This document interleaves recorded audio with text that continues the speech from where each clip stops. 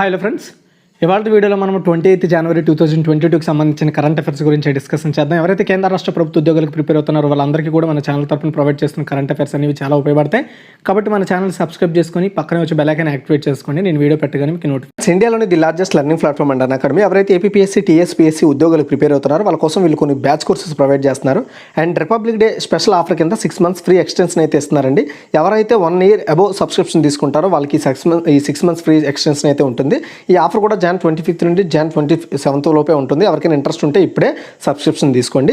అదేవిధంగా వీళ్ళు రక్షక్ అనే పేరుతో కాంప్రహెన్సివ్ కోర్స్ తీసుకొస్తున్నారండి. ఏపీ అండ్ తెలంగాణలో ఎస్ఐ పోలీస్ కానిస్టేబుల్ ఉద్యోగాలకి. ఇది January 27th స్టార్ట్ కాబోతుంది. 3 ఎడ్యుకేటర్ల ద్వారా దీన్ని స్టార్ట్ అయితే చేయబోతున్నారు. అదేవిధంగా మనకి స్పెషల్ క్లాస్ సిరీస్ కూడా స్టార్ట్ కాబోతున్నాయండి ఎకానమీ ఇంపార్టెంట్ టాపిక్స్ మీద. దీనిలో మొత్తం 4 ఎడ్యుకేటర్ల ద్వారా ఆల్రెడీ ఈ బ్యాచ్ అయితే స్టార్ట్ అయ్యింది. ఎవరికైనా ఇంట్రెస్ట్ ఉంటే ఇందులో మీరు జాయిన్ అవ్వండి. అదేవిధంగా ఆస్క్ మీ ఎనీథింగ్ అనే ఒక కొత్త వీళ్ళు డిస్కషన్ సంబంధించిన ఒక పర్టికులర్ బ్యాచ్ స్టార్ట్ చేశారు. ఇందులో వచ్చేసి మన ఇండియాకి సంబంధించిన కొత్త చట్టాలకు సంబంధించి కావచ్చు, రాజ్యాంగానికి సంబంధించి మీకు ఏమైనా డౌట్స్ ఉంటే ఇక్కడ క్లారిఫై చేస్తారు చైతన్య దేవ్ సార్ గారు. ఇది 25th 11 AM ఉండబోతుంది. అదేవిధంగా మనకి రిపబ్లిక్ డే స్పెషల్ కూడా ఉంది. ఇది వచ్చేసి ఎవరైతే ఏపీఎస్సీ, టీఎస్పీఎస్సీ ఎగ్జామ్స్కి ప్రిపేర్ అవుతున్నారో వాళ్ళకి గ్రూప్ 1, 2కి సంబంధించిన ఇంపార్టెంట్ టాపిక్స్ మీద మొత్తం ఇక్కడ కనబడుతున్న 8 ఎడ్యుకేటర్ల ద్వారా మీకు ఏమైనా డౌట్స్ ఉంటే ఇక్కడ క్లారిఫై అయితే అవుతాయి. స్పెషల్ టాపిక్స్ అయితే వీళ్ళు డిస్కషన్ చేస్తారు. అండ్ డ్యూయల్ ఎడ్యుకేటర్ సెషన్ కూడా స్టార్ట్ చేస్తున్నారండి మొత్తం 2 ఎడ్యుకేటర్ల ద్వారా. ఇది 27th January 5 PM ఉండబోతుంది. ఈ పర్టికులర్గా హిస్టరీ అండ్ రీజనింగ్ మీద ప్రీవియస్ ఇయర్స్ క్వశ్చన్స్ మీద మీకు డిస్కషన్ అయితే చేస్తారు వీళ్ళిద్దరు. అదేవిధంగా ప్లస్ ఫీచర్స్ మీకు ఉన్న బెనిఫిట్ ఏంటి అంటే నచ్చిన ఎడ్యుకేటర్ ద్వారా నేర్చుకోవచ్చు. కంప్లీట్ ఎగ్జామ్ ప్రిపరేషన్ ప్లాన్ ఉంటుంది. రెగ్యులర్గా డౌట్ క్లియరెన్స్ సెషన్స్ ఉంటాయి. మొత్తం సిలబస్ కవర్ చేస్తారు. ఫ్రీ టెస్ట్ సిరీస్ ఉంటాయి. వీక్లీ మాక్ టెస్ట్లు ఉంటాయి. ఫ్రీకి అండ్ ప్లస్కి డిఫరెన్స్ చూసుకుంటే ఫ్రీలో అన్నీ కూడా లిమిటెడ్, బట్ ప్లస్ సబ్స్క్రిప్షన్ తీసుకుంటే అన్ని అన్లిమిటెడ్ కంప్లీట్గా అయితే ప్రొవైడ్ చేయడం జరుగుతుంది. అండ్ ఇక్కడ 1 month సబ్స్క్రిప్షన్ వచ్చేసి 1700 రూపాయలు అండి. మీరు ఎవరైనా సరే కింద డిస్క్రిప్షన్లో మన కోడ్ ప్రొవైడ్ చేస్తాను, EDU Tech10 అనే కోడ్. ఈ కోడ్ కానీ మీరు వాడుకున్నట్టయితే మీకు 10% డిస్కౌంట్ అయితే రావడం జరుగుతుందండి. కింద డిస్క్రిప్షన్లో ఉంటుంది ఆ కోడ్. ఈ కోడ్ వాడుకుంటే మీరు ఎన్ని నెలలు తీసుకున్నా అన్ని నెలలకి మన 10% డిస్కౌంట్ అయితే వస్తుంది. ఇంటి దగ్గర ఉండి ఎవరైతే కోచింగ్ తీసుకుందాం అనుకుంటున్నారో వాళ్ళకి ఇది ఒక బెస్ట్ ప్లాట్ఫామ్ ఇస్తుంది. మన ఫస్ట్ క్వశ్చన్ చూడండి.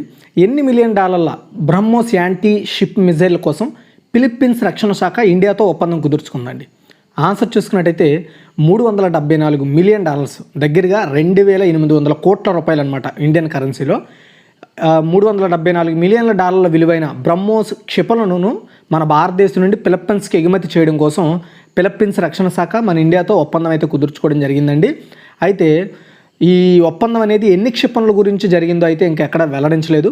అండ్ బ్రహ్మోస్ ఏరోస్పేస్ సంస్థ బ్రహ్మోస్ సూపర్సోనిక్ క్షిపణులను తయారు చేస్తోంది. వీటిల్లో సబ్మెరైన్లు, నౌకలు, విమానాలు భూమి మీద నుంచి కూడా లాంచ్ చేయొచ్చు. అయితే సముద్రం నుంచి లాంచ్ చేసే క్షిపణులను కొనుగోలు చేసేందుకు ఫిలిప్పీన్స్ నేవీ ఒప్పందం కుదుర్చుకున్నట్లుగా రక్షణ శాఖ ప్రకటించడం జరిగింది. తర్వాత సెకండ్ వన్ అండి. చైనా యొక్క వుహాన్ ల్యాబొరేటరీలోని శాస్త్రవేత్తలు ఏ కొత్త COVID-19 జాతి గురించి హెచ్చరించారు? అంటే కొత్త COVID-19 వేరియంట్ అయితే స్టార్ట్ అయిందండి. అది వచ్చేసి మనకి న్యూ కోవ్. దక్షిణాఫ్రికాలో గబ్బిలాల్లో దీన్ని కనుగొన్నారండి. దీని పేరు న్యూ కోవ్. ఇది COVID-19 వచ్చేసి నెక్స్ట్ స్టేజ్ అని చెప్పొచ్చు. ఇది ఒక ప్రాణాంతక జాతి. దీని గురించి చైనా శాస్త్రవేత్తలు హెచ్చరించారు. మధ్యప్రాచ్య దేశాల్లో గతంలో 2012 మరియు 2015లో కనుగొనబడిన మెర్స్కోవ్ వైరస్తో వైరస్ జాతికి సంబంధం ఉన్నట్లుగా చెప్తున్నారు. గుర్తుపెట్టుకోండి, ఒకవైపు మెర్స్కోవ్కి అండ్ COVID-19కి ఈ న్యూకోవ్తో సంబంధం ఉన్నట్లుగా ఈ చైనా శాస్త్రవేత్తలు చెప్పడం జరుగుతుంది. గుర్తుపెట్టుకోవాలి. తర్వాత అంటే వుహాన్ ల్యాబొరేటరీ వాళ్ళు ఈ విషయాన్ని వెల్లడించారు. తర్వాత థర్డ్ వన్, జియోమారా క్యాస్ట్రో. గుర్తుపెట్టుకోండి ఈ పేరు. జియోమారా క్యాస్ట్రో ఏ దేశానికి మొట్టమొదటి మహిళా అధ్యక్షురాలు అంటే ఉమెన్ ప్రెసిడెంట్ అయ్యారు? ఆన్సర్ చూసుకున్నట్లయితే హోండురస్. హోండురస్. జియోమారా క్యాస్ట్రో January 27, 2020, యాక్చువల్గా 21 అని ఉందండి, ఇక్కడ 22 అండి. ఇది 22న హోండురాస్కు మొట్టమొదటి మహిళా అధ్యక్షురాలుగా ప్రమాణ స్వీకారం చేశారు.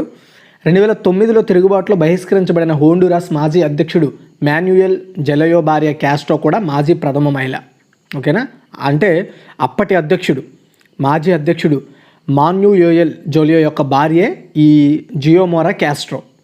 ఆమె ఫస్ట్ ప్రెసిడెంట్ ఆ దేశానికి, హోండురస్ దేశానికి. తర్వాత ఫోర్త్ వన్, భారతీ ఎయిర్టెల్లో $1 బిలియన్ పెట్టుబడిని ప్రకటించిన కంపెనీ ఇది? ఆన్సర్ చూసుకున్నట్టయితే గూగుల్ అండి. గూగుల్ కంపెనీ డిజిటలైజేషన్ ఫండింగ్లో భాగంగా ఇండియాలోనే 2వ అతిపెద్ద టెలికాం ఆపరేటర్ అయిన భారతీ ఎయిర్టెల్లో గూగుల్ $1 బిలియన్ వరకు పెట్టుబడి పెట్టనుంది.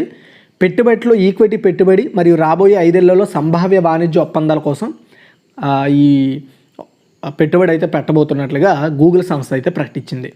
సో దీని ద్వారా ఎయిర్టెల్లో డిజిటలైజేషన్ అంటే డిజిటల్గా ఇంకా డెవలప్ అవ్వడానికి అవకాశాలు ఉంటుంది. తర్వాత 5th వన్, ఛాతీ ఎక్స్రే చిత్రాలను ఉపయోగించి COVID-19 నిర్ధారణ టెక్నాలజీను లేదా సాంకేతికతను ఏ సంస్థ అభివృద్ధి చేసింది? చాలా ఇంపార్టెంట్. ఆన్సర్ వచ్చేసి ఐఐటి జోధ్పూర్. ఐఐటి జోధ్పూర్లో ఉండే పరిశోధకులు ఛాతీని ఎక్స్రే చేయడం ద్వారా COVID-19 కనిపెట్టే ఒక ఆటోమేటెడ్ ఆర్టిఫిషియల్ ఇంటెలిజెన్స్ పరిష్కారాన్ని డెవలప్ చేశారు.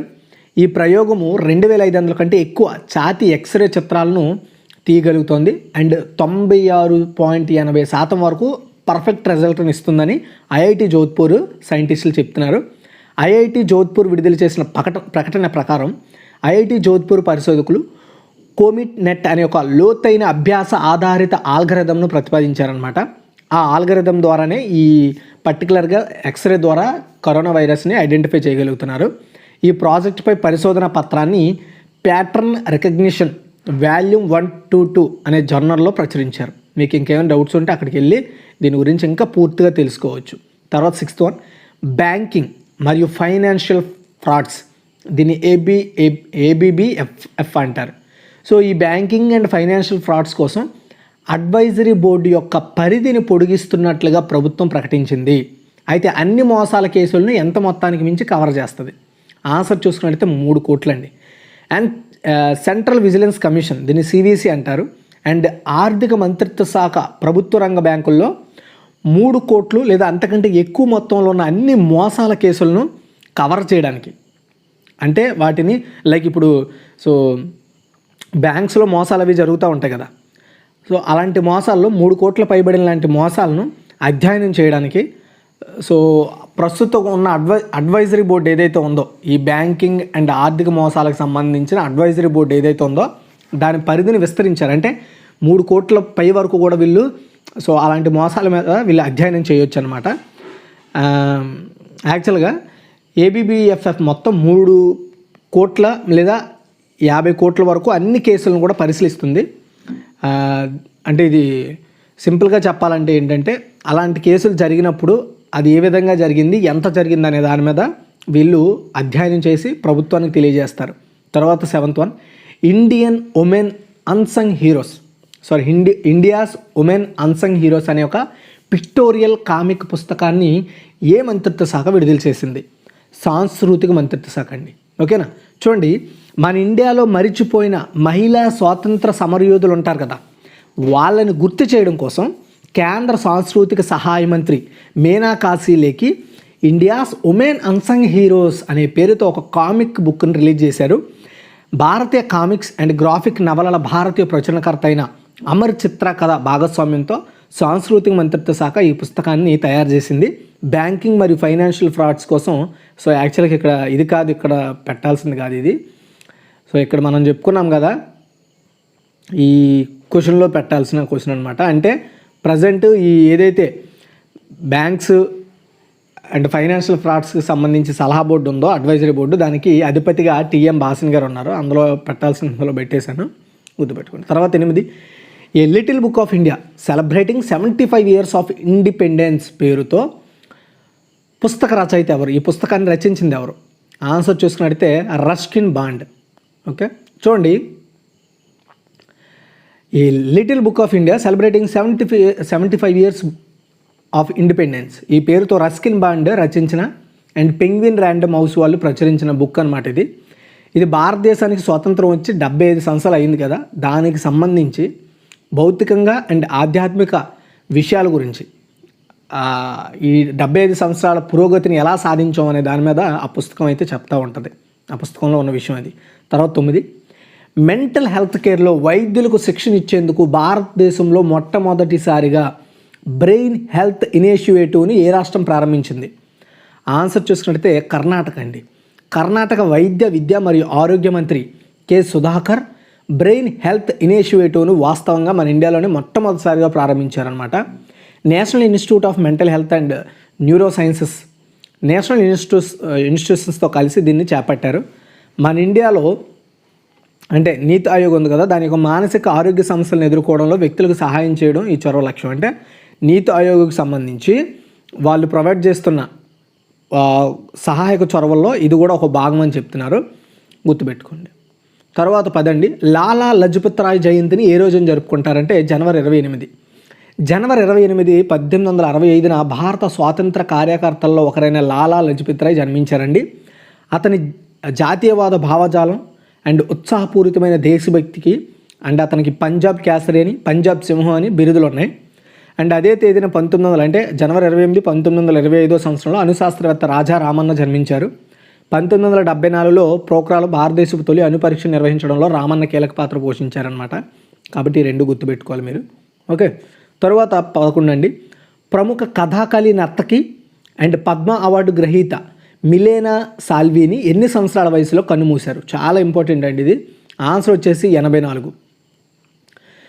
ఫేమస్ కళాకారిణి అండ్ పద్మశ్రీ అవార్డు గ్రహీత మిలీనా సాల్వీని 84 సంవత్సరాల వయసులో ప్యారిస్లో చనిపోయారండి. ఆమె 1938లో ఇటలీలోని మిలాన్లో జన్మించింది. తరువాత 1965లో ఆమె శాస్త్రీయ నృత్యం నేర్చుకోవడానికి మన ఇండియాకు వచ్చింది. కేరళలో కళామండలంలో కథాకళి శిక్షణ పొందింది ఆమె.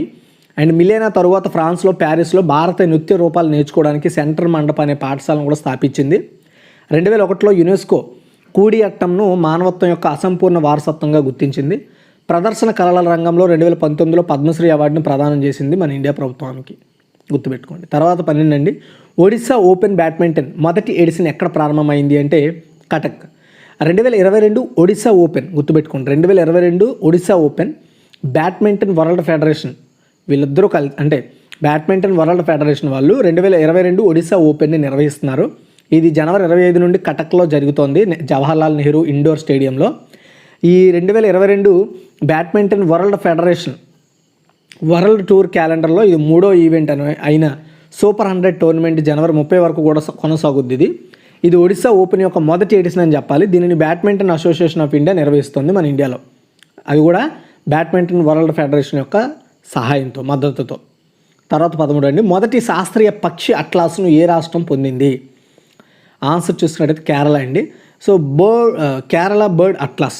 కేరళ బర్డ్ అట్లాస్ అంటే సో ఆ రాష్ట్రంలో ఏవైతే పక్షులు ఉంటాయో ఎక్కువగా ప్రభావిత పక్షులు, వాటి యొక్క ఉనికిని అంటే ఎక్కడెక్కడ ఏ పక్షులు ఉంటాయో, ఎప్పుడెప్పుడు ఆ పక్షులు వస్తాయి అక్కడికి, ఎక్కడెక్కడ జీవిస్తాయి, ఏ ప్రాంతాల్లో ఎలాంటి పక్షులు జీవిస్తాయి, మొత్తం పక్షులకు సంబంధించి కేరళలో నివసించే మొత్తం పక్షులకు సంబంధించి అండ్ అదేవిధంగా ఆ ప్రాంతానికి వలస వచ్చే పక్షులకు సంబంధించి మొత్తం ఇన్ఫర్మేషన్తో ఉంటుందన్నమాట ఈ కేరళ బర్డ్ అట్లాస్ అనేది, గుర్తుపెట్టుకోండి. సో అదేవిధంగా మన ఇండియాలో ఒక బర్డ్ అట్లాస్ని కలిగి ఉన్న మొట్టమొదటి రాష్ట్రం కూడా ఇదే అనమాట, గుర్తుపెట్టుకోండి. సో మొత్తం కేరళలో ఉండే బర్డ్స్ అన్నింటి యొక్క డేటాని పొందుపరిచి ఉంచుతారు ఈ కేరళ బర్డ్ అట్లాస్లో.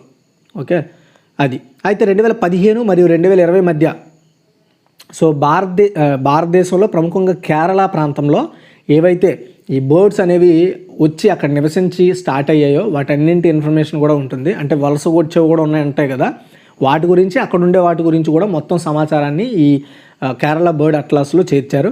అయితే ఈ కేరళ బర్డ్ అట్లాస్లో మొత్తం 94 చాలా అరుదైన జాతులు ఉన్నట్లుగా అండ్ 103 అరుదైన జాతులు ఉన్నట్లుగా, 110 సాధారణ జాతులు ఉన్నట్లుగా, 44 అతి సాధారణ జాతులు, మరి 10 ఏమో అత్యంత సమృద్ధిగా ఉన్న జాతులు సహా మొత్తం 361 జాతులకు సంబంధించిన పూర్తి డేటాను 3 లక్షల రికార్డులను ఈ కేరళ బర్డ్ అట్లాస్ కలిగి ఉన్నట్లుగా చెప్తున్నారు.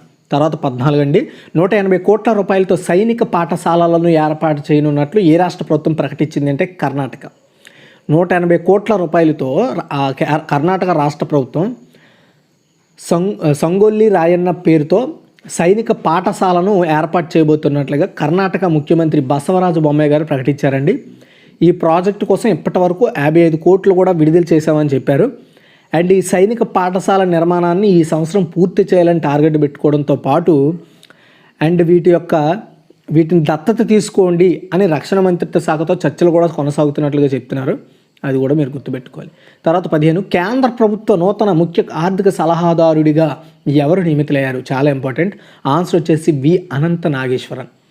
కేంద్ర ప్రభుత్వ ముఖ్య ఆర్థిక సలహాదారుడు అంటే సిఈఏ. ఓకే, సలహాదారుడిగా వి అనంత నాగేశ్వర్ నియమితులయ్యారండి. ఈయన ప్రధానమంత్రి ఆర్థిక సలహా మండలిలో మాజీ సభ్యుడు. ఈ నెల 31 నుంచి అంటే జనవరి 31 నుంచి బడ్జెట్ పార్లమెంట్ సమావేశాలు ప్రారంభం కానున్నాయి. పార్లమెంట్లో ఆర్థిక సర్వే వచ్చే ఆర్థిక సంవత్సరానికి బడ్జెట్ ప్రతిపాదనలు సమర్పించడానికి కొద్ది రోజుల ముందు కేంద్ర ప్రభుత్వం ముఖ్య ఆర్థిక సలహాదారునిగా నియమించడం చాలా ఇంపార్టెంట్ అయిన టాపిక్. గత ఏడాది అంటే 2021 డిసెంబర్ 17న కేవీ సుబ్రహ్మణ్యం ఆ పదవి నుండి వైదొలగడంతో అప్పటి నుండి ఖాళీగా ఉంది. ఇప్పుడు ఆ పదవిలో ఈయన్ని నియమించారు. ఇంతకుముందు నాగేశ్వరన్ గారు ప్రధానమంత్రికి ఆర్థిక సలహా మండలిలో సభ్యుడిగా ఉండేవారు. ఓకే, ఇప్పుడు ఒకసారి క్విక్ రివ్యూ చూద్దాం. $8 million BrahMos anti ship missile కోసం ఫిలిప్పీన్స్ రక్షణ శాఖ ఇండియాతో ఒప్పందం కుదుర్చుకుందంటే $374 మిలియన్. చైనా యొక్క వ్యూహం ల్యాబొరేటరీలో శాస్త్రవేత్తలు ఏ కొత్త కోవిడ్-19 జాతిని కనుగొన్నారు అంటే నియోకో. తర్వాత జియోమారా క్యాస్ట్రో ఏ దేశానికి మొట్టమొదటి మహిళా అధ్యక్షురాలు అయ్యారంటే హోండురాస్. తర్వాత చూసుకున్నట్టయితే భారతీయ ఎయిర్టెల్లో $1 బిలియన్ పెట్టుబడిని ప్రకటించిన కంపెనీ ఏదంటే గూగుల్. ఛాతీ ఎక్స్రే చిత్రాలను ఉపయోగించి కోవిడ్-19 నిర్ధారణ సాంకేతికతను ఏ సంస్థ అభివృద్ధి చేసిందంటే ఐఐటి జోధ్పూర్. తర్వాత క్వశ్చన్, బ్యాంకింగ్ మరియు ఫైనాన్షియల్ ఫ్రాడ్స్ కోసం అడ్వైజరీ బోర్డు యొక్క పరిధిని పొడిగిస్తున్నట్లుగా ప్రభుత్వం ప్రకటించింది. ఇన్ని మోసాల కేసులను ఎంత మొత్తానికి మించి కవర్ చేస్తుందంటే 3 కోట్ల పైబడిన ఏవైతే మోసాలు ఉంటాయో అండ్ 50 కోట్ల వరకు కూడా జరిగిన కేసుల మధ్యలో వీళ్ళు విచారణ అండ్ దానికి సంబంధించిన పూర్తి విచారణ చేసి ప్రభుత్వానికి తెలియజేయడానికి అవకాశం ఉంటుంది. ఇకపై ఆ పరిధిని పెంచింది ప్రభుత్వం. ఇండియన్ ఉమెన్ అన్సంగ్ హీరోస్ అనే పిక్టోరియల్ కామిక్ పుస్తకాన్ని ఏ మంత్రిత్వ శాఖ విడుదల చేసిందంటే సాంస్కృతిక మంత్రిత్వ శాఖ అండి. తర్వాత క్వశ్చన్ చూసుకుంటే, ఈ little book of India celebrating 75 years of India's పుస్తక రచయిత ఎవరు అంటే రస్కిన్ బాండ్. తర్వాత లాలా లజపత్ రాయ్ జయంతిని ఏ రోజున జరుపుకుంటారు అంటే మెంటల్ హెల్త్ కేర్లో వైద్యులకు శిక్షించేందుకు భారతదేశంలో మొట్టమొదటిసారిగా బ్రెయిన్ హెల్త్ ఇనిషియేటివ్ని ఏ రాష్ట్రం ప్రారంభించిందంటే కర్ణాటక. లాలా లజపత్ రాయ్ జయంతిని ఏ రోజున జరుపుకుంటారంటే జనవరి 28. ప్రముఖ కథాకళి నర్తకి అండ్ పద్మ అవార్డు గ్రహీత మెలీనా సాల్విని ఎన్ని సంవత్సరాల వయసులో చనిపోయారంటే 84. ఒడిశా ఓపెన్ బ్యాడ్మింటన్ మొదటి ఎడిషన్ ఎక్కడ ప్రారంభమైందంటే కటక్లోని. మొదటి శాస్త్రీయ పక్షి అట్లాస్ను ఏ రాష్ట్ర ప్రభుత్వం పొందింది అంటే కేరళ అండి. తర్వాత క్వశ్చన్ చూసుకుంటే 180 కోట్ల రూపాయలతో సైనిక పాఠశాల ఏర్పాటు చేయనున్నట్లు ఏ రాష్ట్ర ప్రభుత్వం ప్రకటించిందంటే కర్ణాటక. కేంద్ర ప్రభుత్వం నూతన ముఖ్య ఆర్థిక సలహాదారునికి ఎవరు నియమితులయ్యారంటే V Anantha Nageswaran. Thanks for